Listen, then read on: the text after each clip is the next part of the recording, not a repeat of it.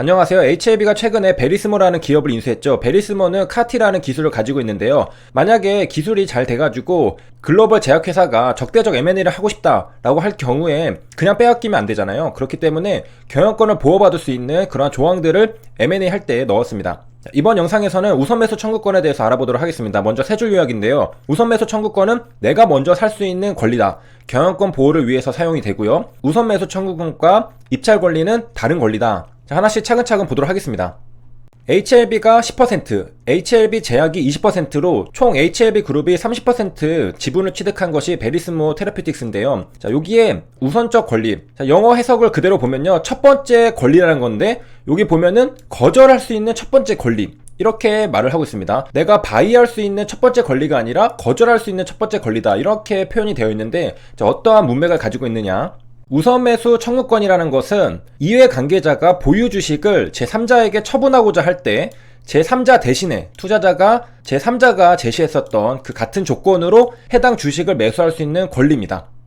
기업 간의 M&A에서 주로 활용이 되는데 매수할 수 있는 권리지 왜 리피저리라는 말을 썼느냐.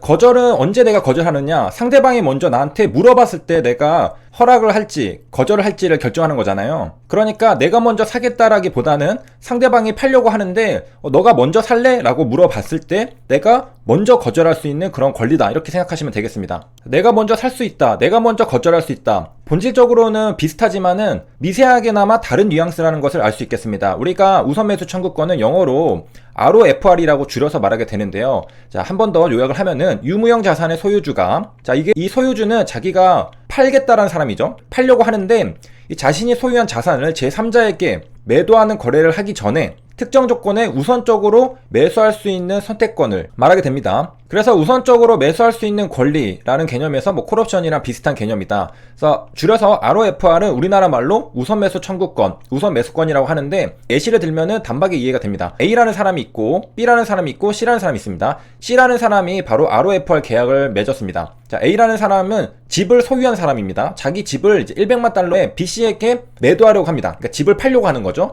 그런데 생각해보니까 C랑 A는 ROFR 우선 매수 청구권 계약을 맺었습니다. 자, 그러면은 A는 곧장 B에게 팔 수가 없습니다. 먼저 C에게 물어봐야 되는 거죠. A는 B에게 100만 달러에 매도를 하기 전에 B에게 내가 100만 달러에 팔려고 하는데 너가 살래? 라고 물어보는 거죠. 그래서 같은 가격 100만 달러에 살 거냐? 라고 먼저 매도 제안을 해야 됩니다. 그때 C가 그 조건을 수락한다면은 B에게 팔지 못하고 C에게 먼저 집을 팔 수가 있습니다. 그럼 C는 B보다 먼저 살 수 있는 것이고, 만약에 C가 거절한다면은, 그러니까 내가 우선 매수 청구권이 있지만은 그냥 B에게 팔아라. 그럼 권리를 포기한다면은 A는 B에게 집을 100만 달러에 매도할 수 있습니다. 그러니까 A라는 집의 소유자가 내 집을 팔 때 먼저 C에게 물어볼 수 있다는 거죠. 그리고 내가 먼저 요청을 받고서 거절할 수 있는 권리, 그게 바로 우선 매수 청구권입니다. 영어로는 ROFR로 줄여서 말합니다. 여기 보면은 refusal이라는 말이 있는 것은 우리가 거절한다 라는 뜻이고요. 한마디로 우선 매수 청구권이 있는 사람이 먼저 거절해야지 그 다음 제3자에게 기회가 간다 라는 뜻입니다. 자, 그래서 영미법에서는 첫 번째 거절을 할 수 있는 권리 등으로 불리게 되고요. 한국말로는 우선 매수 청구권, 우선 매수권. 자, 그래서 정리를 해보면요. 자산의 소유자가 자산을 제3자에게 매도하기 전에 같은 조건으로 매수할 수 있는 권리를 바로 우선 매수 청구권. 자, 이것은 기업 M&A에서도 많이 사용되고요. 부동산, 개인재산, 특허권,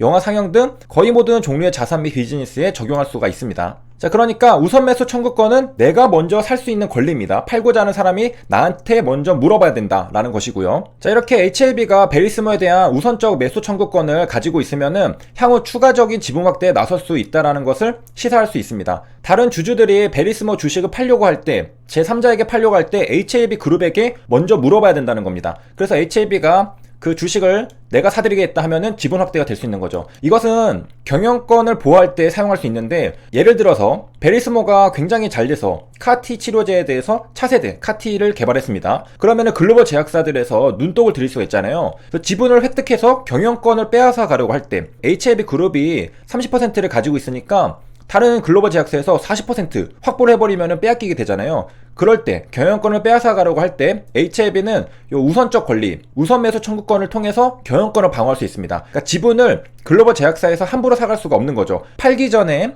지분을 가지고 있는 주주가 베리스모 지분을 팔기 전에 HLB 그룹에게 먼저 같은 조건으로 물어봐야 합니다. 그 개념이 바로 우선 매수 청구권이고요. 그러니까 한마디로 지분을 제3자에게 함부로 매도할 수 없다. 매도하기 전에는 항상 HLB 그룹에게 먼저 물어봐야 한다는 것입니다. 그래서 HLB 그룹 입장에서는 지분을 빼앗길 것 같다 싶을 때 매수하는 주체가 글로벌 제약사다라고 싶을 때 내가 그 지분을 매수하겠다라고 하면은 경영권을 빼앗기지 않을 수 있겠죠. 실제로 우선 매수 청구권이 국내에 도입된 것도 경영권 보호 목적으로 도입이 되었습니다. 국내에 도입된 거는 2003년인데요. 자, 이때 IMF 외환위기 이후에 다수의 기업이 채권단 주도로 구조 조정에 나섰는데 이때 기존 경영자들의 경영권을 보호해주려는 의도로 매각할 때 우선 매수 청구권을 포함했었습니다. 지금은 힘들어서 팔지만은 나중에 힘을 되찾고 나서 다시 힘을 회복하고 나서는 다시 되찾아갈 수 있는 그러한 길을 만들어 놓은 것이죠. 그러니까 2003년에 국내에 도입될 때 IMF로 매각할 수밖에 없었던 사업을 다시 기존 경영자들이 되찾을 수 있게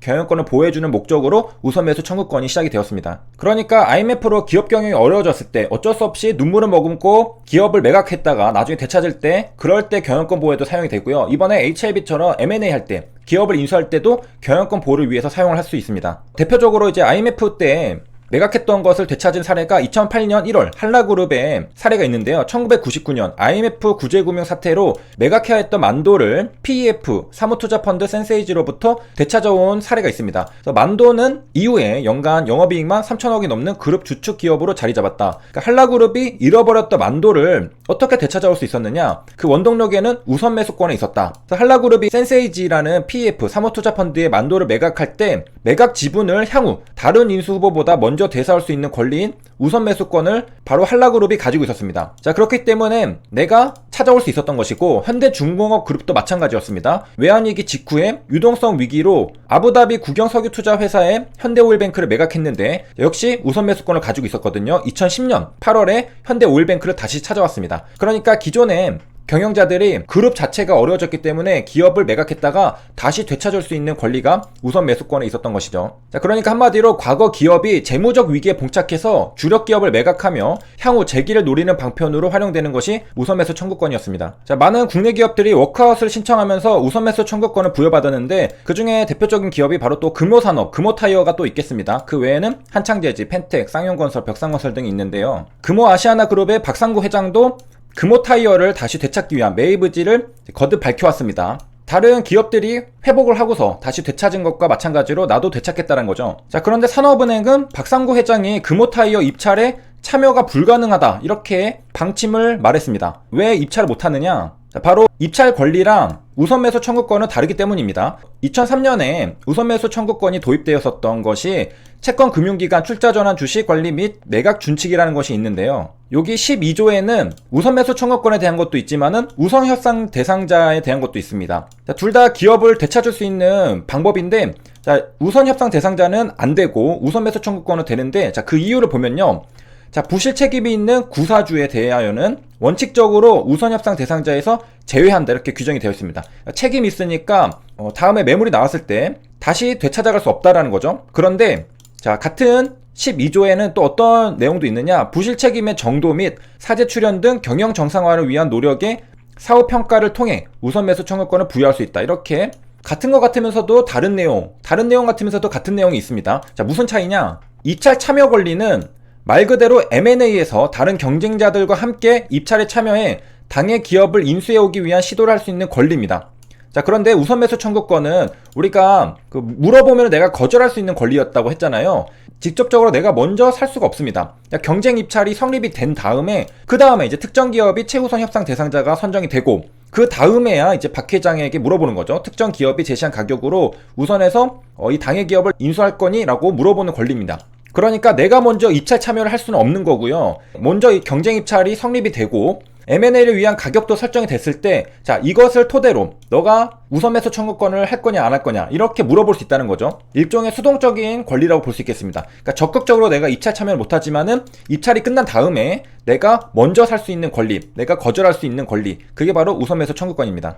자, 그래서 이번 시간에는 HLB가 베리스모의 지분을 취득할 때 우선 매수 청구권을 가지고 있다. 우선 매수 청구권은 내가 먼저 살 수 있는 권리이고 경영권 보호를 위해서 사용됩니다. 나중에 적대적 M&A가 그런 것들이 있을 때 충분히 방어할 수 있고 입찰 권리랑 우선 매수 청구권은 다른 권리다라는 것을 우리가 알 수 있었습니다. 여기까지 시청해주셔서 감사합니다.